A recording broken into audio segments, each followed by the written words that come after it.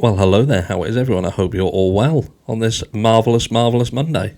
And you're looking absolutely marvellous, by the way. And this is just going to be a quick semi-rant, because I did a live yesterday, and we touched on this Mark Fuhrman article for Fox.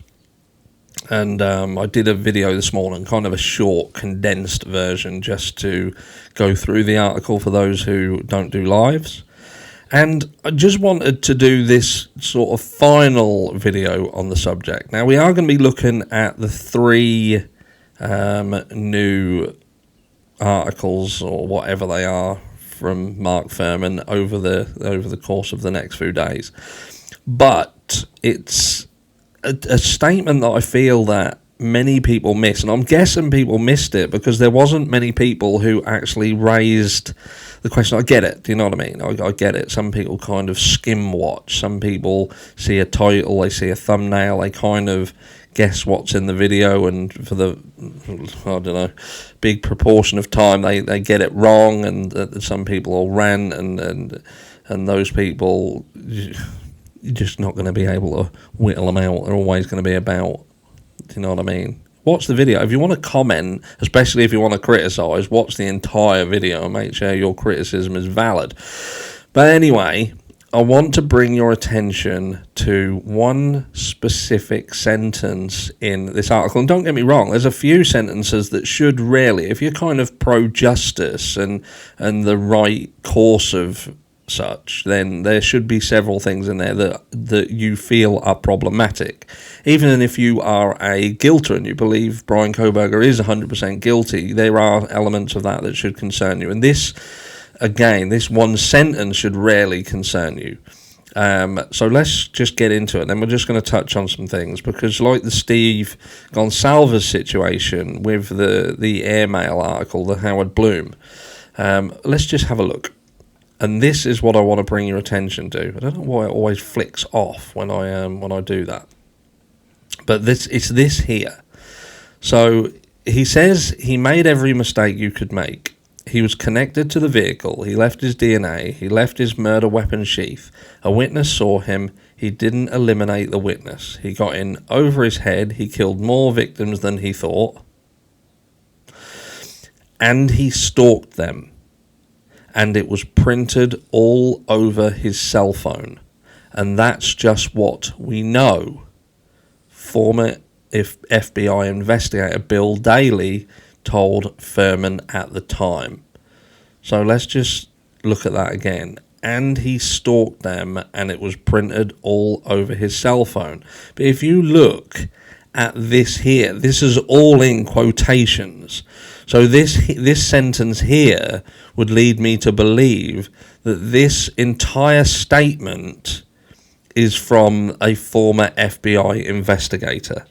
So when he is saying he made every mistake you could make, he was connected to the vehicle, he left his DNA, he left his murder weapon sheath, a witness saw him, he didn't eliminate the witness, he got in over his head, he killed more victims than he thought, and he stalked them, and it was printed all over his cell phone, and that's just what we know. That's just what we know, and this is coming from a former FBI investigator, Bill Daly, and this is the person who specifically told Fuhrman this information. Now, if that isn't indicative of a leak in this case, I don't know what is. There is supposedly a gag order surrounding this case, and I get it. I get why they have gag orders, as I get that they're trying to protect the integrity of the case. They push it forward as the how can I say, the accused is entitled to a fair trial. There's people who they're seemingly looking to protect, whether that be witnesses, whether that be possibly Brian Kohberger's family even, protecting them against some form of retaliation perhaps. Things happen, we know that. But when you pair things like this to Steve Gonsalves, for instance, the Howard Bloom article, the airmail article, where it is pushed that potentially he was given information that nobody else should know. That article was where we heard that there was the text messages between Dylan Mortensen and Bethany Funk, and a lot of people boo-pooed that. They were like, no, that, you know, it's not right. People kind of picked what they wanted to be relevant out of that article and boo-pooed the stuff that they didn't want to be relevant. But it wasn't about that. It was about what did that article seem to suggest. And that article back then seemed to suggest there was a leak in this case, that there was information getting out. And then you've got this article, which is a new article. This isn't old. This is a brand new article here.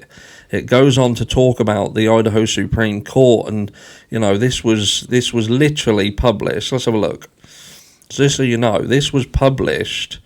If we go back up to the top, March 24th, 2024. So this is a brand new article, and it's very, very clearly making a statement that a former FBI agent is claiming that there is stuff that they know, not that they think, that they know. That they know Brian Koberger was connected to that car. They know that he did this. They know that he did that. They know that he was stalking them, and that there was that is a leak. That is 100% indicative of a leak in this case. And how is that right? How are people getting away with that? How is it being ignored? How is it not being brought up by the likes of Ann Taylor? This is mainstream media articles with former law enforcement and people who have been involved in high-profile cases and hold a vast amount of credibility. Some people don't.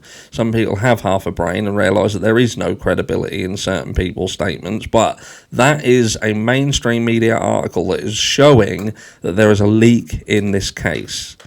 And that is damaging. It is, again, indicative of people trying to push certain information out there that is either lies, it is lies, or it's factual, but it's being pushed out. Now, what is it? What one is it? Are they literally lying and pushing it out to mainstream media, and are people going to catch on to this? Or is it truthful, honest? Brian Koberger is indeed the person who did it, but this could be damaging to that. It's things like this that could be incredibly damaging. Even if Brian Koberger is guilty, he's the person who did it. It's things like this being leaked out that could see this guy walk. If they can prove that it's things like this that affected his rights to a fair and unbiased trial. So I'm asking you guys, whether you are a guilter and believe Brian Koberger is guilty, or you're on the fence, or you believe that he is innocent, what do you feel when you hear that statement? What does that sentence make you think? Does it affect your trust in the system? Does it scare you that somebody could walk who is indeed guilty? Does it, if you're the other side of the fence, do you feel that this is someone who is purposefully lying and using their status to push bogus information out, to be contagious in that right to a fair trial scenario? But I'd be interested to hear your thoughts and feelings, because I was shocked, and I was shocked that not more people were shocked. But again, I get it, and maybe some people overlooked it. They didn't listen, they didn't hear it. But I just want to bring people's attention to it, because that's a massive, massive problem, huge problem. But anyway, I'm out of here. I'm going to go and rub my eye with, I don't know, gold. Don't people say you should get gold and rub it on your eye and that makes it better? I've got to go and find me some gold. Have a fantastic day, and I'll catch you all in the next one.